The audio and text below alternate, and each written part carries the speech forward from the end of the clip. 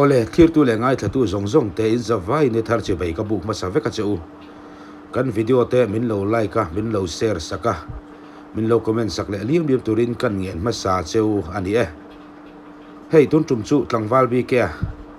sang ni som ni pali youth icon top 3 hei music video thar ron ti chuak dona Rauthla ti ania hel ha hiama phu ania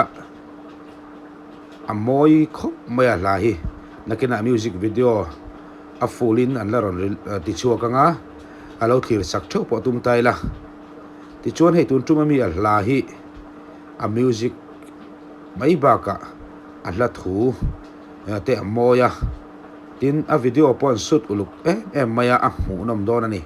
midle beng a tlei view tura po ngai tai la eng po ni se in thlir chin phot mai teng toy te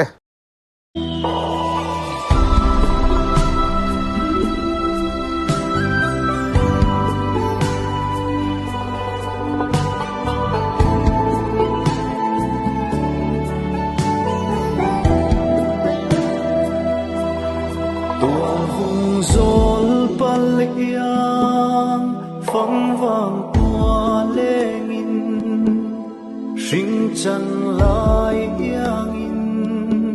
kan lengang rau thain vang chung sing chan siang hi chua fan la siang lai nau thri mai rau thain hanung ni fan lo kha ka ti reng kha an video te a hmunom dona tin a zai po kha amoi phong don khop maya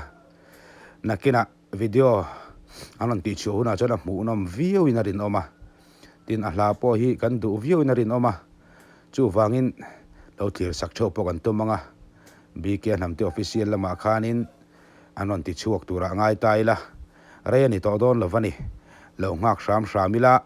re lo te a music video pa ngai taka an siam anon ti chuak to dona chu lo thlir tho po tum tai la tho me